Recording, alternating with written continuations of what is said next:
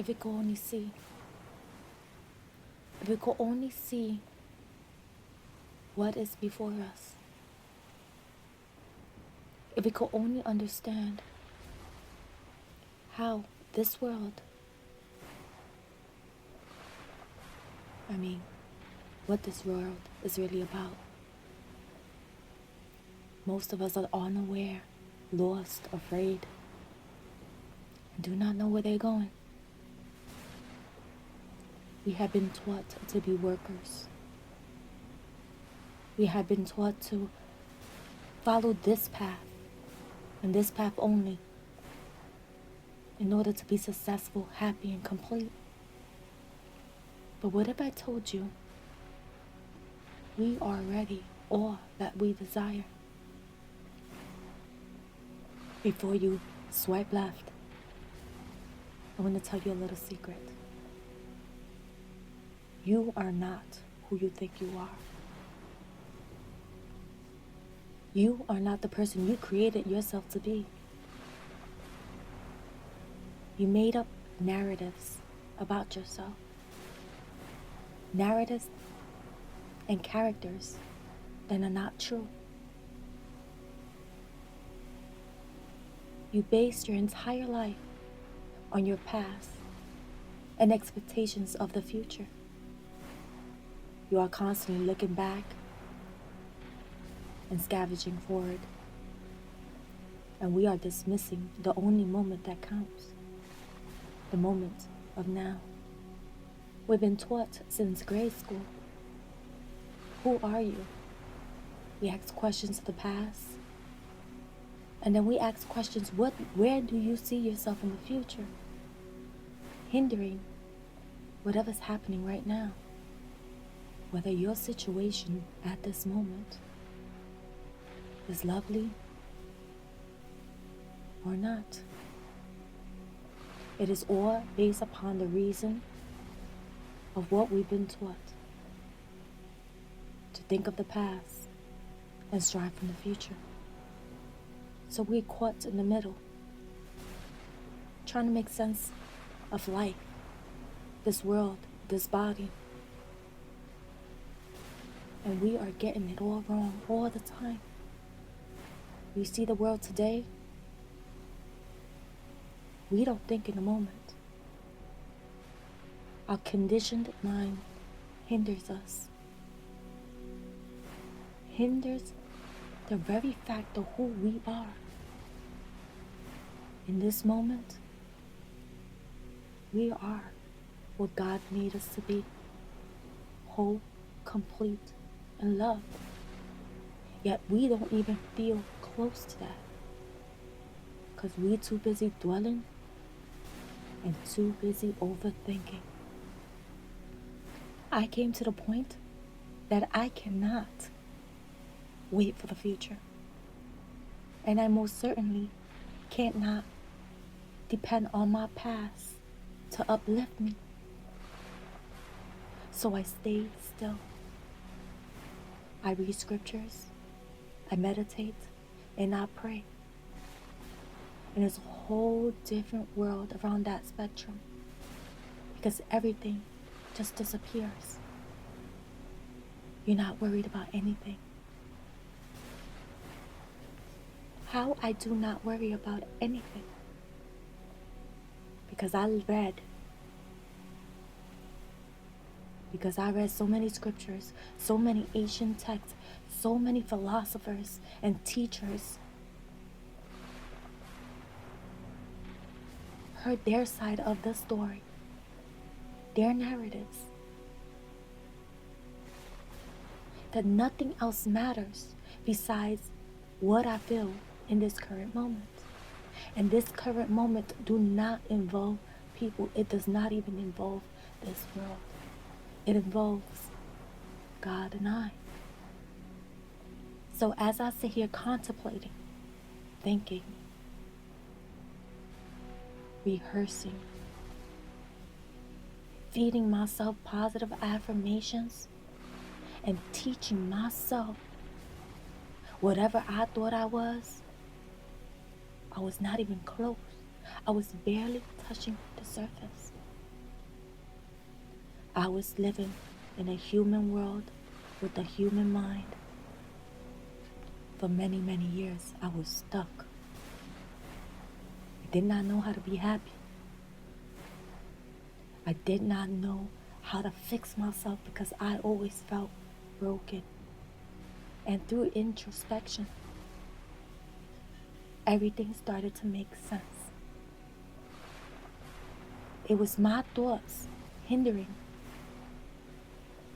myself. It was my thoughts that were hindering me from happiness.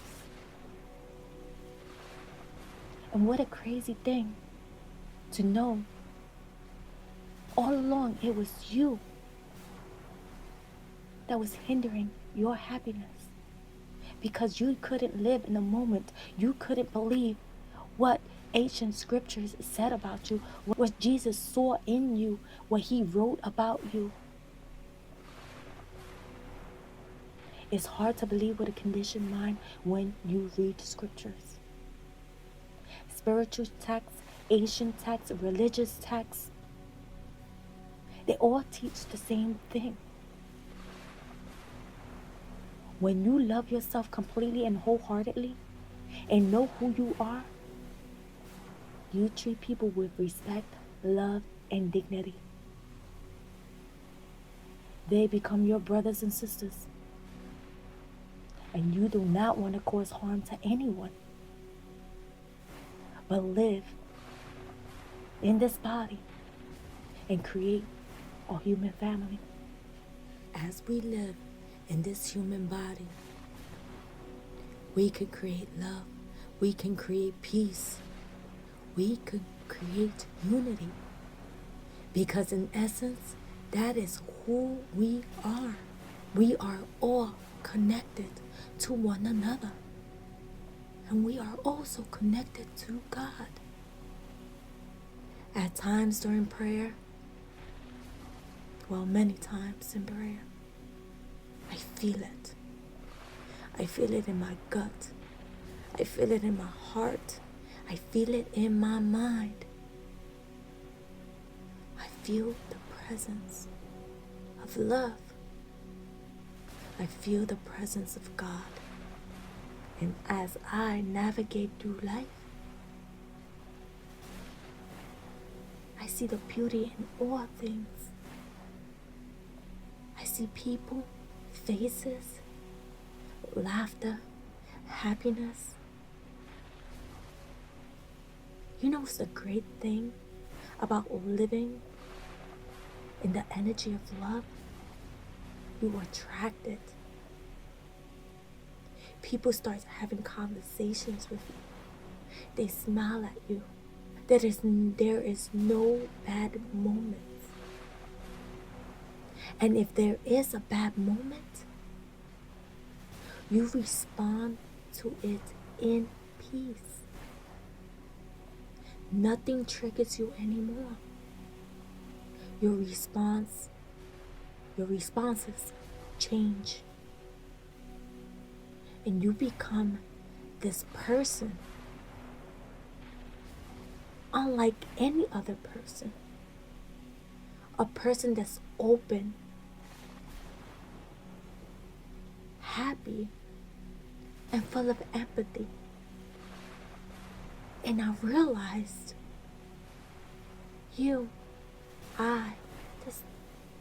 every living person on this planet is ultimately, wholeheartedly loved. And there's nothing, absolutely nothing, that can take that away from them. God loves you. It's not about the religion.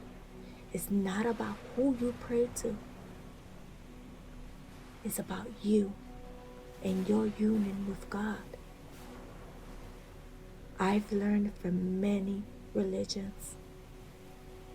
I have nothing against religion. But the people who interpret religion wrong, interpret scriptures wrong, and then they preach that negative side to its disciples, its masses, the people, and it hinders people from being what God made them to be. Because now they are judging. We should not be judging people. We should not be saying my religion is the best. And people who do not believe in nothing, it's okay too. But it doesn't mean you need to attack people who believes in something. I read about all religions, and all of them have a concept of God within. In Hinduism, there's this beautiful concept of Atman, the inner self or soul, and it's directly linked to Brahman, which you can think of as the ultimate universal soul. It's pretty fascinating because this link suggests that our very essence is intertwined with the cosmos itself. Like we're a part of this vast, incredible universe in a very intimate way. Then there's Buddhism. It doesn't really talk about a personal God, but it goes deep into enlightenment or awakening. The path here involves a lot of meditation and living morally. The goal? To realize our Buddha nature. It's the state of being that's already within all of us, full of wisdom, virtue, and understanding. It's like uncovering a treasure that has always been within. Christianity has this powerful idea that whoever lives in love lives in God, and God in them. It's all about love being the very presence of God within us. So when we love, we're not just expressing affection, we're actually manifesting God's presence in our lives. It turns everyday acts of love into something divine. And Islam, it portrays Allah as beyond comprehension, yet so close, nearer than our jugular vein. Imagine that. The divine isn't some distant reality, but closest to us than our own heartbeats. This omnipresence and omniscience makes you realize just how connected everything is. That in every moment, in every breath, we're close to the divine. I have taken all my lectures, all my learning, all my practices, and I cannot just give gratitude to one religion. I give gratitude to all. This is the way I am. I do not pick and choose. This is how I learn. This is how I express. This is who I am. Because the end result is always God and nothing else. Whether it's Muhammad, whether it's Jesus, whether it's Shiva, it does not matter. They all direct you to God. And God is in the heart and mind, and we have lost track of this. The most important aspect of our lives, we have lost it, and we must regain it. What has living without love, without God, has granted us? Absolutely nothing. Turmoil, division, hate, disapproval. That's what it brought. If you analyze your life, you realize that the conditioned mind has set you up from day one to failure. So we need to reach out and grab that darkness out of us and pull it away and believe what God has already spoken thousands and thousands of years ago that we lost. We need to regain